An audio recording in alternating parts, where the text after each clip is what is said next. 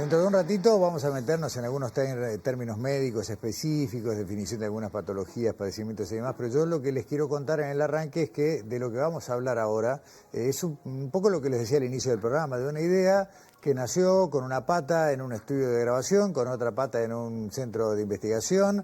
Entre una cosa y la otra surgió una idea, un embrión de idea, que hoy, veintitantos años después, es el núcleo de un procedimiento médico que va a llegar, o ya está llegando, desde Uruguay, potencialmente a todo el planeta, pero sin dudas ya a todo el continente americano, para tratar de solucionar una dolencia que padecen unas 700 o 800 millones de personas en el mundo. Junten una cosa con la otra, ¿no? Una idea que nace en Uruguay y que puede darle solución a una parte cercana casi al 10% de la humanidad, o más. Daniel Dressler, bienvenido a Sobre Ciencia. Placer estar acá. Igualmente, vamos a hablar del EVO, que es el nombre del procedimiento, vamos a hablar del Centro de Tinnitus y vamos a hablar de una carrera que es indisociable, que nació entre que hacías música y que desarrollabas investigaciones en Facultad de Medicina. Vamos a hablar de todo un poco, sí. Va a ser difícil separar los campos, pero adelante, dale, dispara. Primero definamos lo que es el tinnitus, para quienes no lo padecen, quienes los tienen saben perfectamente, ¿no?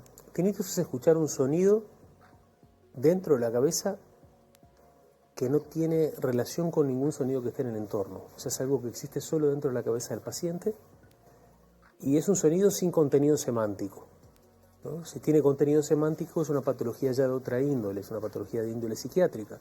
El tinnitus es un ruido, un pi adentro de la cabeza que no se corresponde con ningún ruido del entorno. Bien. Cuando decís no tiene contenido semántico, por ejemplo, si hay gente que se escucha, no sé, voces o pasos o algo que significa algo, ya estamos hablando de otro tipo de problema. Exacto. Bien. Manejamos una cifra, dije yo, 700 o 800 millones de personas en el mundo, sí, más o menos. Un poquito más. Sí. Más tirando a 1.000 millones de personas, es entre un 15 y un 17% de la población mundial. Claro que no todos consultan, ¿no? Se calcula que de ese total un 30% son los que requieren consultar. Igual estamos hablando de una cifra enorme, sí. Es una de las patologías quizás con mayor prevalencia de todas las que existen. Una patología que aparte viene aumentando de una forma vertiginosa por la confluencia de dos factores: el aumento de la expectativa de vida. No nos olvidemos que en el siglo XIX se vivía promedio entre 35 y 40 años y hoy en día ya en países del primer mundo se está bien arriba de los 90. Y después el aumento del ruido, ¿no? El aumento del ruido, la aparición de los sistemas digitales de reproducción de audio que te permiten tener dos auriculares con 120, 130 decibeles en el oído sin que pase nada, porque no escuchas distorsión y sin lugar a dudas esté generando un daño muy importante al sistema auditivo. Ese daño, si yo entiendo bien, tiene una afectación física, pero las consecuencias son neurológicas. Sí, o sea, el tinnitus, a ver, hay un 3-4% de los tinnitus que tienen una causa orgánica de base, que puede ser desde un trastorno metabólico, un conflicto arteriovenoso, nervioso, perdón, gracias, o básculo nervioso en realidad. Ahí está. Esa era la palabra que no estaba encontrando. Conflicto básculo nervioso, puede ser una patología metabólica, como ya has dicho, hipertensión arterial, trastornos de la glicemia, etcétera, etcétera. Eso es solo 3-4%. El resto, ¿ah?, se originan por un daño, por lo general a nivel de receptor periférico, que en este caso es el oído, ¿no? Y eso genera un trastorno en la forma en que se maneja la información, la forma en que se procesa la información a nivel de la vía auditiva, que termina generando tinnitus. Vos usás la comparación del miembro fantasma y creo que es muy ilustrativa, ¿no?, de lo que le pasa a una persona cuando pierde un miembro, una extremidad, y sigue sintiendo no solo que la sigue teniendo, sino que le duele. Claro, porque nuestro cerebro está acostumbrado, por ejemplo, una persona que pierde una mano, el cerebro está acostumbrado a lo largo de toda la vida a recibir información propioceptiva de esa mano. Cuando esa información no llega, las neuronas que estaban dedicadas a recibir esa información, el cerebro las empieza a poner más excitables para recibir información que no está llegando, y en determinado momento las lleva a un nivel de excitabilidad tan alto que las neuronas se empiezan a descargar espontáneamente, ¿no? Y eso El cerebro recibe la información y dice, bueno, ahí está la mano, y en definitiva el paciente siente dolor en una mano que no tiene. Esto es muy parecido, o sea, en determinadas frecuencias del espectro audible, por algún tipo de daño a nivel del oído interno, el oído interno empieza a mandar un caudal de información menor al que mandaba habitualmente, el cerebro sensa esa disminución de audición e intenta aumentar la ganancia en ese canal para que siga viendo información. Y de esa manera grupos neurales que están en ese canal de información empiezan a aumentar su patrón de descarga espontánea, empiezan a descargar aún en ausencia de sonido en el exterior. ¿Coincide con que uno, digamos, por naturaleza pierde la capacidad de recibir determinadas frecuencias y las compensa, o no es exactamente eso? No entendí la pregunta. Claro, hay gente, por ejemplo, que dice que cada vez escucho menos sonidos agudos. ¿Puede ser que el cerebro, el sistema nervioso, intente compensar esa pérdida estimulando esas neuronas? Sí, siempre atrás de tinnitus hay una disminución en el aporte de información, o sea, una caída de los umbrales auditivos. Por lo general es en frecuencias agudas, y es a partir de ese déficit inicial de información que el cerebro intenta compensarlo, y en realidad lo que genera es un mecanismo adaptativo negativo, de los pocos que tenemos, ¿no? Es un fenómeno neuroplástico negativo. Lo que hace el cerebro es tratar de corregir un error poniendo más excitables a determinadas neuronas, y esas neuronas, cuando empiezan a descargar espontáneamente, después esa información se transforma en ruido, muy molesto, por cierto, adentro de la cabeza del paciente. Eso trae trastornos de sueño, mal humor, a veces distracción, dependiendo del nivel que sea el tinnitus, y hasta que uno sabe, siempre la respuesta era, lamentablemente, esto no tiene cura. Sí, yo siempre digo que mi trabajo en los últimos 20 años siempre se ha enfrentado de entrada con un paciente que llega después de haber recibido la opinión de 3 o 4 colegas médicos que le dijeron, bueno, mira, esto no tiene cura. Y en realidad, ninguno de los dos extremos, esto no tiene cura, y el extremo, esto tiene una cura mágica, son válidos. Hoy en día, 2026, lo que tenemos es un montón de estrategias que permiten reducir la intensidad del tinnitus y sobre todo permiten la desensibilización frente al tinnitus, o sea, dejar de prestar la atención al tinnitus y poder correr el foco de atención hacia otro lado. Esas estrategias son cada vez más eficientes, y a esta altura la palabra cura en tinnitus en cierta medida se empieza a igualar a la palabra compensación. O sea, lograr que un paciente deje de escuchar el tinnitus, le deje de molestar el tinnitus, por más que si lo busca el tinnitus está ahí. Claro, a ver, mal que bien todos tenemos algún tipo de lo que llamamos un zumbido en el oído. El tema es si eso interfiere en tu vida. Claro, creo que todos hemos experimentado alguna vez salir de una fiesta y quedarnos con un poquito de zumbido, o tener momentáneamente un pi, y después se va. El problema es cuando eso empieza a ser constante, ¿no? Cuando está todo el tiempo ahí y empieza a afectar la calidad de vida, y la afectación de la calidad de vida es en múltiples planos, ¿no? Como decías recién, puede afectar el sueño, puede afectar el humor, puede afectar la capacidad de atención, puede generar trastornos que lleven a hacer la vida bastante complicada. Entonces, por eso es muy importante una intervención médica temprana, ¿no? Y es fundamental que esa intervención médica sea una intervención médica que busque la compensación. Que, repito, en tinnitus cada vez más se habla de cura como sinónimo de compensación.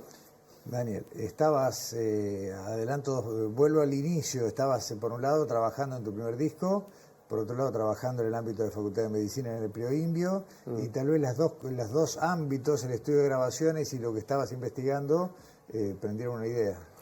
Hay un tercer ámbito que es también igual de importante, y es que yo estaba trabajando en el consultorio otorrinolaringológico de mis padres. O sea, mi padre Gunter y mi madre Lucero, los dos eran otorrinos.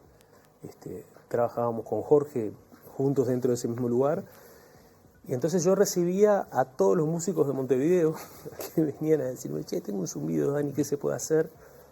En simultáneo estaba mezclando un disco, mi primer disco, La llave en la puerta, en el año 98, y haciendo una tesis de maestría en sistema auditivo en la Facultad de Medicina, en el Laboratorio de Neurociencias, con el doctor Beluti y la doctora Pedemonte. Y entonces en ese contexto fue que hubo un fenómeno psicoacústico mientras mezclábamos el disco. Es un fenómeno psicoacústico un poquito complejo, así que no me voy a dedicar a explicarlo ahora acá, pero la confluencia de estar recibiendo personas que tenían esa necesidad, con estar estudiando el sistema auditivo bastante en profundidad, y con lo que me pasó en el estudio, bueno, hizo que apareciera esta idea, que es un protocolo de estimulación acústica para tratamiento del tinnitus, y como yo estaba en un laboratorio de neurociencias que trabajaba audición durante el sueño, mis jefes de tesis me dijeron, che, ¿por qué no lo hacemos esto durante el sueño? Y ahí surgió el protocolo global que estamos usando hoy en día, o sea, las primeras versiones en el entorno del año 2001 de estimulación acústica durante el sueño. Ese protocolo empezó a dar resultados muy llamativos, los presentamos en congresos en el primer mundo y bueno, ahí surgió el interés de un hospital muy grande de Estados Unidos, el Hospital Cedars-Sinai de Los Ángeles.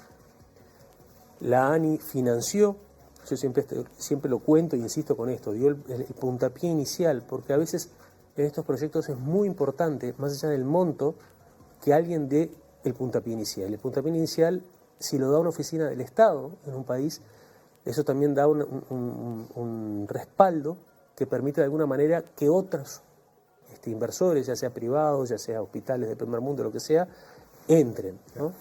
Puntapié inicial fue este proyecto con la ANI. El Cedars-Sinai, cuando se enteró que había entrado la ANI, entró también en el proyecto y ahí armamos la primera empresa, una empresa que se llamaba Otto Harmonix. Esa empresa en el 2012 la trasladamos a Estados Unidos, con sede en Portland y con sede financiera en Los Ángeles. Esa empresa en el 2020 vendió todas las patentes que levantamos, más la habilitación de la FDA, a una empresa canadiense llamada Starfish, que está localizada en British Columbia, en Victoria. Starfish armó un spin-off, una empresa que se llamaba Lego Medical, se llama Lego Medical. Lego Medical nos contactó de vuelta a nosotros y nosotros, mientras tanto, acá habíamos desarrollado toda otra versión nueva que tiene varias mejorías en relación a la versión original, a la primera versión que hasta hoy en día usan en Estados Unidos. Y bueno, con esa versión nueva nos asociamos a Lego Medical y hoy en día, por suerte, toda el área de gerencia y toda la propiedad intelectual volvió a Uruguay, ¿no? Ese para mí era un dolor grande, ¿no? Habíamos perdido en el 2015 el control sobre el proyecto, hoy en día el proyecto está de vuelta, centralizado desde Montevideo. El control empresarial y el control médico, que no es menor, todo. Sí, totalmente. Sí, o sea, el control, la posibilidad de hacer desde Uruguay telemedicina, ¿no? De atender pacientes. En este momento nosotros estamos atendiendo pacientes de Argentina, de Chile, de Perú, de Colombia. Estamos empezando a atender pacientes de México, pacientes de Brasil, de Paraguay. Si me estoy hablando de un país, bueno, también hay algunos pacientes ya de Europa que están apareciendo puntualmente, pero sobre todo pacientes de Estados Unidos. Bien. Hay más de 3.500 pacientes tratados en el mundo en este momento con Levo.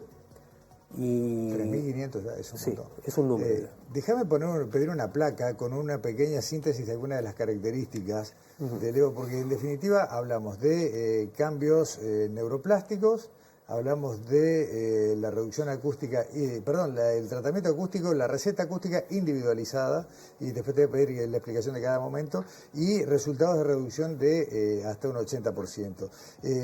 ¿Por qué hablamos de cambios neuroplásticos, Daniel? O sea, el resultado es lo que el cerebro consigue adaptarse a la estimulación que va recibiendo.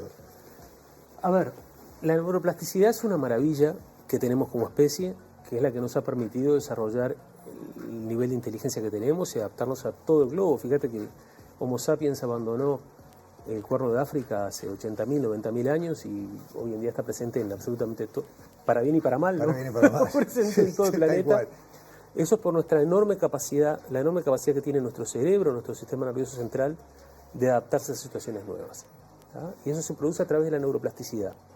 El tratamiento del tinnitus, durante mucho tiempo lo que hizo fue tratar de enmascarar el síntoma nomás. Entonces lo que se hacía era poner, por ejemplo, un ruido en un auricular para que el paciente no escuche tinnitus mientras se escuchaba ese ruido, pero cuando se sacaba el auricular el ruido estaba ahí presente. Nosotros empezamos desde el 2001 con un paradigma diferente, que es un paradigma de intentar generar cambios en la forma en que la red auditiva procesa la información y que esos cambios, una vez que se obtienen, sean permanentes. Y bueno, nos fue bien, tuvimos suerte, nos dimos cuenta en el 2003, 2004, que varios pacientes que ya veníamos viendo de hace 3, 4 años atrás, una vez que terminaban el tratamiento de un año, quedaban en un nuevo nivel de procesamiento a nivel de la red que permitía que el tinnitus estuviera significativamente más bajo y que también el paciente quite el foco de atención de donde estaba el La tinnitus. reducción, digamos, son escalas distintas, en decibeles tiene un volumen, pero para que se entienda mejor, hablamos de un 80% Lo que obtuvimos publicado, sí. en los primeros estudios clínicos que publicamos en 2016 en el International Journal of Audiology en Gran Bretaña, que ese fue como un paper así que dio un golpe grande, fueron 14,1 decibeles de bajada. La escala de decibeles, cada 6 decibeles, cuando uno baja 6 decibeles es como bajar el volumen a la mitad, ¿no? Ahí está. Entonces, si vos bajas 14,1 es como bajar un 80%. O sea, del 100% de sonido que tenías antes de arrancar el tratamiento, quedaste con un O 20%. sea, si la perilla estaba en 10, la bajaste a 2. Eso, sí, bueno. También No, podemos decir para asociarla con la no, radio, está ¿no? buenísimo, ¿no? Pero está el chiste ese siempre decir que basta 11, ¿no? Pero Claro. no viene. No sé si la conoces ese. Eso No importa, es un chiste de músicos. De Spinal Tap, de la Está famosa bueno. película. Bueno, Perdón, ya que te corté, aprovecho para pedir que veamos mientras vamos viendo la otra placa, mientras seguimos hablando. dale. Sí. No, y estabas contando, hablábamos de la reducción y ahí está, tenemos por un lado la reducción del 80%, que es lo que veníamos comentando. La tecnología que tiene patentes y aprobación de FDA, todo esto, insisto, le quiero decir de nuevo, nació y se desarrolló en Uruguay. O sea, todo esto se consiguió desde acá. Después te voy a preguntar antes de irnos sobre el uso que se abre ahora de inteligencia artificial. Pero me quedo en la receta acústica, que fue el otro que nombramos. Ustedes le diseñan el sonido que cada individuo necesita. A cada paciente le diseñamos sonido individualizado porque no hay dos tinnitus iguales. El tinnitus vendría a ser como una especie de huella dactilar acústica, ¿no? Nosotros, los primeros 4 o 5 años de proyecto, yo particularmente me dediqué a estudiar qué era lo que escuchaban los pacientes. Corría con la ventaja de que me llegaban músicos, entonces los músicos me decían muy bien, me decían, tengo la de la octava de arriba con una quinta justa y una octava y un poquito de ruido blanco atrás. Entonces, bueno, fuimos armando todo un sistema que hoy ya está en su versión 70, ¿no? Pero que está muy bien calibrado, muy precisamente calibrado y que nos permite fácilmente, con un técnico entrenado, llegar en 10-15 minutos a encontrar qué es lo que escucha el paciente y poder eso transformarlo en una receta y cargarlo en un dispositivo móvil para que el paciente se estimule. Finalmente, y ya nos refuimos de tiempo, pero no quiero dejar de meter un comentario extra porque lo que sigue ahora es, está en proceso de construcción una base de datos que tal vez pronto sea la más grande del mundo en materia de tinnitus y la posibilidad de usar herramientas. Por un lado, lo veíamos en la placa, inteligencia artificial, análisis estadísticos y el potencial para seguir desarrollando capacitaciones de posgrado, ¿no? Aspirantes estudiantes que puedan hacer maestrías, doctorados a partir de estos datos que ustedes están guardando. Vengo en este momento de juntarme con la gente de Facultad de Medicina de la Fundación Manuel Pérez, del proyecto de investigación biomédica, del cual yo egresé también, o sea, yo soy parte de ese proyecto. Y yo les comentaba que nosotros en los últimos 5 años hicimos 4 tesis de grado en la Universidad Queen Mary University de Londres, con estudiantes de allá, ¿no? Y que, nada, que mi aspiración, esto es una locura, estamos trabajando con Londres y no estamos trabajando con los colegas que tenemos en Montevideo.